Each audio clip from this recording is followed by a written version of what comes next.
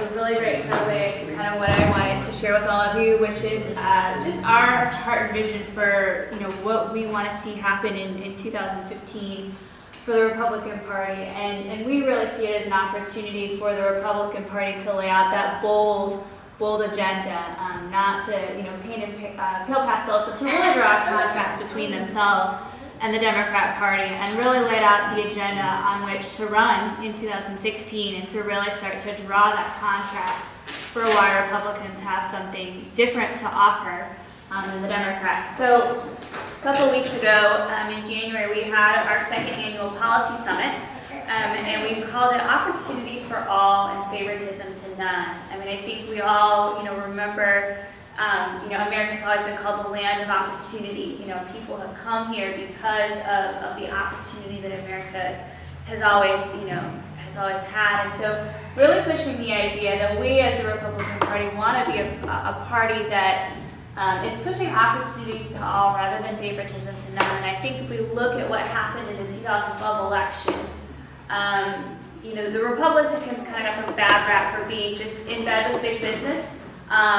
They were a party of cronies with Wall Street, and all they really cared about was those guys, and didn't really care about Main Street. And quite frankly, as one New York one columnist recently pointed out, that accusation is not often completely unsubstantiated. So there's often some support for that theory. One kind of anecdotal comment would be that 58 Republicans were the ones who just put forward a bill to reauthorize the Export-Import Bank, which is a government program that's basically designed to help 10 large corporations. So really pushing the idea of opportunity to all, favoritism to none. We were really excited to see Paul Ryan begin to kind of articulate this message, and that we want to push ideas that create opportunity for all Americans. So not just where your ability to succeed is dependent on whether you have a good lobbyist and are well connected within Washington, D.C., but rather do you have the opportunity to really rise and fall based on just your own merit and your willingness to work hard. So at our policy summit, we highlighted 7 bills, had 20 lawmakers there over 2 days.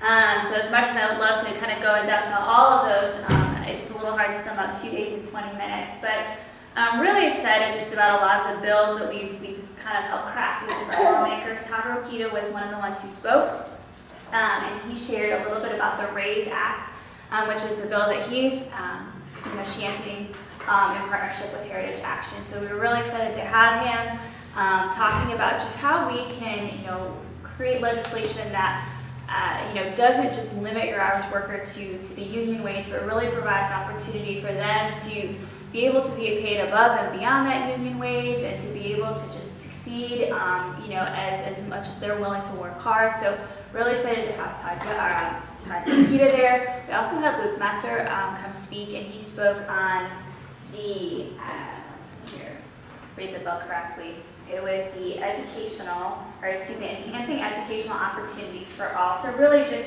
legislation that pushes at the idea that we want funding to follow students. So let the money follow the students' feet, and let the students travel to wherever their needs are being best met.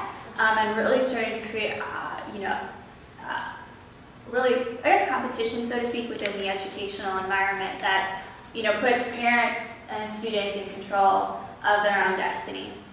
So we had, educational opportunity bills, really pushing for higher education, reform, creating more opportunity for students there. Also, my favorite bill, which is the Transportation Empowerment Act, returning power back to the states to be in charge of their own transportation dollars. With the idea of, when DC gets a handle on your money. Good evening. We are so glad you chose to visit the library today. This is a reminder that the library will be closing in 15 minutes. They always take their cut of it. They always attach strings to it, and they're always creating complications. When rather we believe, and I think many of you would agree, that the states are in a better position to really have better local knowledge about what local transportation needs are. And really be able to better direct and manage and steward over those transportation dollars. So also included the PATH Act, Protecting American Taxpayers and Homeowners. So for those of you who remember the financial crisis, 2008, a lot of that was brought on by the housing industry. And so really addressing a lot of the problems that caused that financial collapse that were never really addressed. And so Jeff Hunterling is the chair of the Financial Services Committee and has been a really great conservative champion, going after how do we fix, a lot of those problems there. And so the PATH Act ends Fannie Mae and Freddie Mac and really starts to put us on some free market reforms and hopefully helps us, guard against future financial crises. So we had a lot of great bills, great speakers, just a really good opportunity to kind of start to talk to Republican members about thinking through, laying forward that conservative agenda and really painting in those bold colors. So, all of the different areas in which, conservative reform can be championed, to get them to do that, to really get them to draw those stark contrasts. And I think that really will continue to be our theme all of this year. Again, like I mentioned, the Export-Import Bank was a big fight for us last year. You saw AFP, FreedomWorks, every conservative group really just focusing on this agency that many might kind of scoff at as being insignificant, and kind of going, well, why would you bother with something if there's so many other bigger fish to fry in Washington, D.C., but we really believe that it's really indicative of where the Republican Party's, really kind of a struggle over where the Republican Party's heart is, and really kind of having that conversation about where are we going to go as a party. Are we going to be a party that pursues policy that benefits all Americans or only benefits a few well-connected? And so it's an easy fight. All that Republicans need to do is let the bank expire. It's a bank that benefits, again, really only 10 well-connected corporations and puts you, the taxpayers, on hook for that. And so we want to really, encourage the Republican Party in the path of, fighting cronyism and really fighting, and championing policies that benefit all Americans. I love, Jim Jordan also spoke at our policy summit, and all of the videos are on YouTube. You can go watch them, and actually watched Jim Jordan speak like 3 times because it was that good. But he talks a lot about how every day, your average everyday American thinks that Washington, D.C. is ripped against them. And they're kind of right. And so, really thinking about, how do we begin to champion those bold reforms that, that benefit all Americans. So, some kind of what can you see as far as policy fights over this next year? Obviously, right in front of us is the fight over funding for the Department of Homeland Security. Republicans opted to punt back in December and not fight over the omnibus bill. And so we are where we are. And so this is the opportunity that Republicans have to cut off funds for the president's executive amnesty. So the House passed H.R. 240, which is the funding for the Department of Homeland Security, and it included 2 amendments, the Adderholt Amendment and the Blackburn Amendment. And those 2 amendments, respectively, both cut off funding for the president's November 20th executive amnesty announcement. It wasn't really an order. It was just he gave directions to the Department of Homeland Security, and away the ship went, began to go. And then also cutting off funds for the president's DACA program, so Deferred Action for Childhood Arrivals, which is just basically letting DHS pick and choose who it wants to prosecute for coming here illegally. So the House passed that bill with both of those really fantastic amendments. The ball is now in the court of the Senate.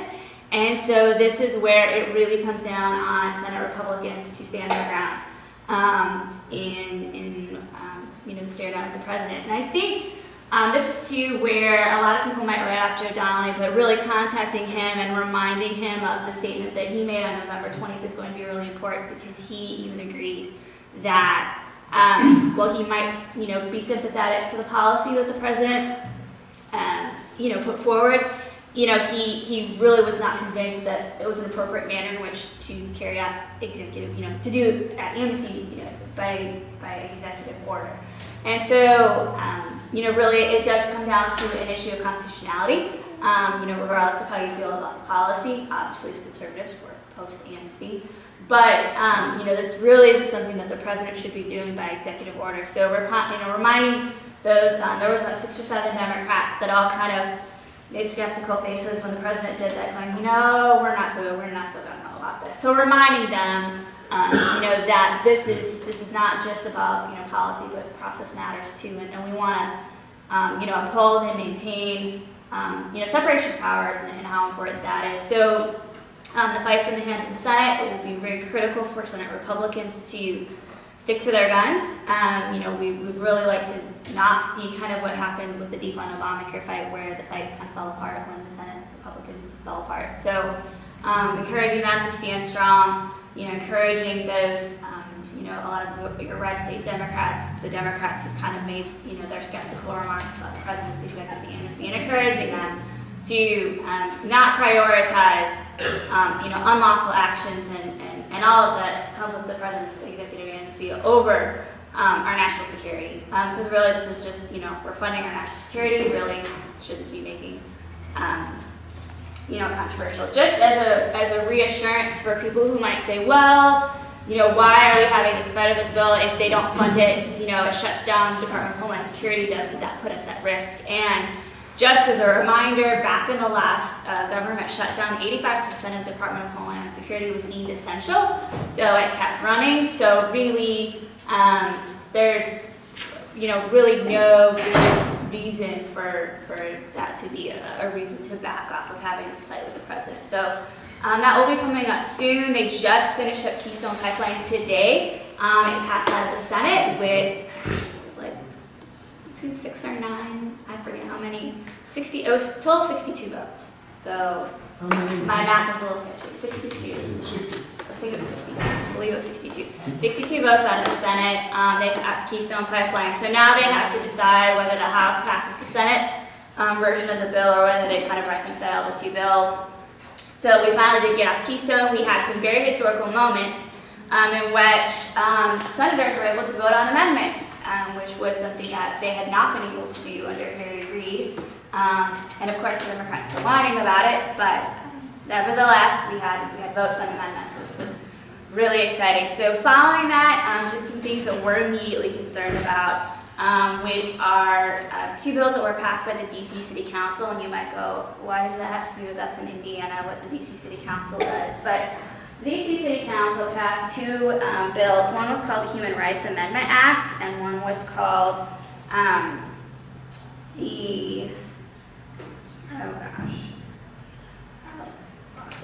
But there were two bills, and one had to do with what they basically do is they require people within the district to, even if you are a faith-based organization, it requires you to fund abortion in your healthcare plans, and then if you are also a faith-based organization, you are no longer exempt from, like, say you were a religious school, you would then potentially be forced to host the gay pride parade. So really infringes on a lot of the religious liberty exemptions and protections that have previously existed within the District of Columbia. This is where we're encouraging Congress to exert its congressional prerogative to veto these bills. So normally business just kind of goes along its merry little way unless Congress decides to veto it. Anytime the DC City Council passes something, it goes to the Speaker or the House then has 30 days to veto it. And that 30 days is kind of not an actual 30 business days. It has to be the days that the House is in session, so don't think that it's a literal 30 days. But the reason that we're so concerned is that could potentially, is really just the symbolism that it holds, and that you are potentially requiring a lot of faith-based or conservative organizations to violate their conscience. So that would mean Heritage Foundation would be forced to, fund abortions in its healthcare plans. And so it's one of those things where this is under Congress's jurisdiction. The District of Columbia is under the Constitution, and so we think it's really critical that that they take a stand on this and really use their prerogative to do so. So it might not seem immediately apparent to why somebody in Indiana should care, but to us this is really just something that we really want to push back up front on, because we believe, I think as conservatives, that religious liberty is very important, very critical. And so we would really like, Congress to get used to taking a stand. Thank you for visiting the library. The library will be closing in 5 minutes. Please bring your selections to the circulation desk and we will assist you in checking out your items. Thank you for visiting today. The library will reopen tomorrow morning at 9 a.m. So we want to also help, congressional Republicans get used to and get a handle on how to argue for religious liberty, because one of the things is, for instance, we only have one pro-life vote every Congress. You may not know that. We really don't have that many pro-life votes. And so when you see like what happened last week, congressional Republicans kind of freaked out because, a few ladies in the party and some moderates were concerned. And so, the reality is for them to back off a bill that has an overwhelming support of Americans, to back off a bill that would have banned abortion, after 5 months, at a point in which, the unborn child can feel pain, the fact that they would back off a bill like that is quite frankly kind of outrageous. It's one of those things where if they're not used to having to argue and defend a position, then when the time comes and they're under fire, sometimes it becomes a little tough for them. So we want to help, continue to make the arguments and work to win the argument with the American people for why we think that religious liberty is valuable, because we think that people should be able to live according to their conscience. So that's kind of an upcoming fight that we will be watching. There's always different fights throughout the year that will be coming on the docket that we'll be continuing to kind of update people on. Of course, our eyes are on the export-import bank fight. The expiration will be this June. I'm hoping for a birthday present. My birthday's right around when it expires, so that would be a phenomenal birthday present. So with that, wanted to open it up to any questions that you all might have before we head out. Yes? Did you recall the other BC initiative, or what, just the subject matter or something? Yeah, it just posted on the website. Oh, here we go. The Reproductive Health Non-Discrimination Act was the other one. It's abortion. That's the abortion one, and the Human Rights Amendment Act is the one that has to do with, it would eliminate the provision exempting religious educational organizations. So they're both pro-abortion. One has to do with abortion and healthcare coverage, and the other one has to do with removing the religious exemption for promoting homosexual lifestyles. So that would be where, like, if you had a religious school in DC, they would be forced and obligated to have a gay pride parade, even though that might violate their religious conscience. So, so obviously this is, in many ways, a symbolic fight of concerns we have, as far as policy goes throughout the country, and this is under Congress's prerogative, and we think they should use their And excuse me, just one more Yes. thing, Connolly. Were you talking about Connolly when you voiced some of it? Donnelly? Yeah. Joe Yeah, Donnelly. Joe Donnelly. Yeah. Joe Donnelly. Yes. Yeah. So he could really get on his case. yeah, that would be a really great opportunity to get action on these things. Yeah. So I don't know, we put out a couple of memos, and there's kind of a list of about 6 or 7 senators, and we kind of compiled their statements, because they were, like, when you have Democrats going, we think the president went overboard on this, and this is off. To us, that's kind of huge. And the reason that's so significant is because in order to get a bill through the Senate, you have to get 60 votes for cloture. So obviously we only have 54 Republicans in the Senate, so even though we have a lot of opportunities to do a lot of things, you still need a couple of Democrats to get cloture, which is to have a vote on a bill. So that's where it's kind of like, could we get the DHS funding bill through as is with the Outer Bowl and the Blackburn amendments? Would we be able to gain, Democrat support to get those through? And our case is, it's a fight we're having because we think it's a fight that Democrats have signaled that, they're your elected officials and they should be held accountable too. So, Joe Donnelly was elected to represent the state of Indiana, and it's completely fair to remind him of that, and that, And the original guideline, he was somewhat conservative, and especially on immigration, he did. Yeah. I mean, right. So it's, he will be up for a performance review next election, but in between that, I think it's well worth reminding him of who he represents. So, Brian, whatever. Sure, go ahead. Yes. Every day I tell my wife this guy can't get any worse, and every day I lie, it's worse the next day. I'm serious. And I call him the traitor in chief anymore. He violates his oath every day. He lies. When he wrote the new law for immigration, I seem to recollect something about Article 1, Section 1, Sentence 1. All legislative power of the United States shall be vested in the Congress. I don't think that's changed. I'm sick and tired of this guy constantly doing what he wants. He violates the law, he interprets anything he wants. I see one thing. The Constitution has one remedy for the House to impeach and the Senate to do it. You say, well, we're going to have that idiot Joe Biden as president. He can't do much worse than Obama, and I don't think he'd be elected. One other thing that's bothering me very bad is a former Marine. Obama's been a one-man crusade to totally destroy Christianity in the armed forces of the United States. He has done more in the last 2 years. He's getting far worse than ever before. You can be court-martialed now for even mentioning the name of Christ in some places. I'm an old Marine, and I take that as a personal affront to my freedom, okay? The First Amendment is very clear. Congress shall make no law to establish a state religion or prohibit the free exercise of it. It doesn't say until you put the uniform on. He seems to have a great preference for the Muslims. Anybody that wants to see what's going on needs to go to your computer and turn Clarion Project. It tells the 17 trouble spots for Muslim religion. I'm not anti-Muslim, I'm anti-terrorist. And they're the chief cause. Our president would know. They'll find one of the chief of the 17 is 8 miles from where you're standing. That is the home of the North American Muslim Brotherhood, which is sponsored by the Muslim Brotherhood, and it's right up 267 here, 10 minutes from here.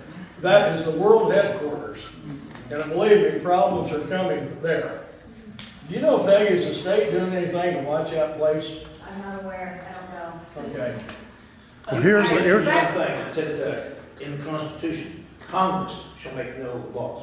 Congress should make, well, always, when the Constitution always addressed Congress because they could never see judges or the executive making. I agree with you, sir, it says that. But that, I mean, that's the way it means to me. Yeah. Brett, what was your? Just talk about the Sentinel hub and how that's used. No, that's a great point. So this past November when we held our first Sentinel Summit, we also launched the Sentinel Hub, which is it's a password, it's called the Sentinel Hub, HUB. It's a password protected site for conservatives, grassroots, so an opportunity for you to be able to listen to our Monday night Sentinel strategy calls if you miss them on Mondays, be able to listen to the recording, to be able to get the notes from those calls, to get updates. So for instance, as soon as we got the list of co-sponsors for the Export-Import Bakery Authorization, it was up there so people could know, which members of Congress are advocating for cronyism and corporate welfare. So, getting those updates on there, getting action alerts. A lot of times, we've coordinated whip lists about, looking at, where are members of Congress and who do we really need to be encouraging to stand strong on an issue, who really needs to be hearing from us, getting you those updates throughout the week. So that's been just a new tool that we're really excited about. You guys being able to comment and ask questions and have the staff answer them in real time. So we're just really excited about the Sentinel Hub. We think it's going to be another really great tool for, building the grassroots and really, building the grassroots. So I was really kind of curious.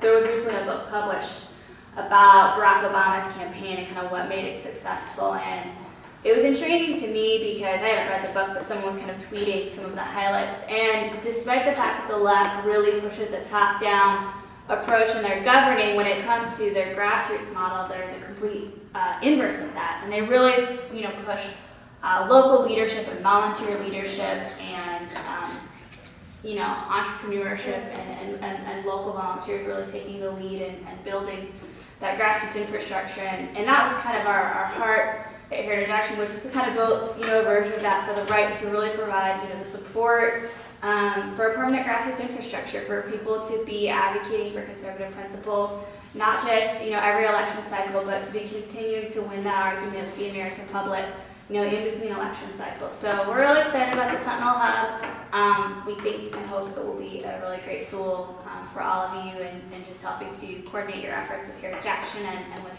one another. So, yeah, thanks for reminding me, Brett. Thank you. Yeah. Do you think Congress will know how to do reconciliation since they haven't done it in a long time? Yeah, so One of the things that's kind of on the docket this spring will be something called budget reconciliation, which is basically an opportunity for Republicans to put the repeal of Obamacare more or less on Barack Obama's desk. Because budget reconciliation allows you to get around the 60 vote threshold for cloture because it's a budget. A lot of that will come down to the feistiness of those Senate Republicans and Mitch McConnell. So a lot of that will be on them to really make the argument with the parliamentarian. It hasn't been that long since they used budget reconciliation because they used it to pass Obamacare.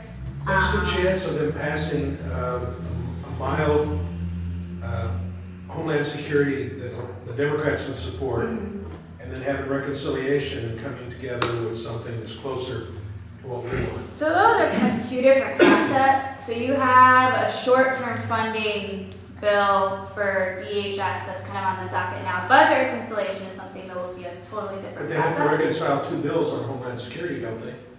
Right, If that's they're different? different than budget reconciliation. I So it's the understand. same word, okay. But if the House passes one version and the Senate passes another, then they have a conference committee. Yeah.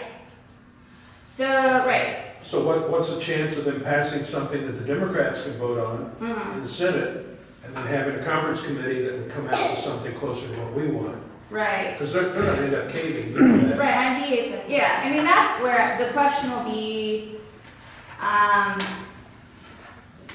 don't know. I mean, so the ball's in the Senate's court. What do they do with HR 240? Because they passed funding for the government through September for everything else. Right. So, They don't want to shut down the government, they've Right. all said that. I mean, And they need 60 votes to pass. I don't feel like there's really, I feel like it's the question is, are the Republicans willing to put up a fight? Because I think they could win it if they're willing to have a fight. Well, they're willing to go more than 2 weeks with the shutdown. Well, I don't think necessarily ever get to a shutdown. I mean, because that goes to where you've had all of these signals from these Democrats, and so I think it's, do they make the argument? Because a lot of times Republicans just kind of throw up their hands. Oh, yeah. So I think we have a shot at it. It's just, encouraging them, Dan Coates, Myra Rapport, number in Ohio, to stay the course. So.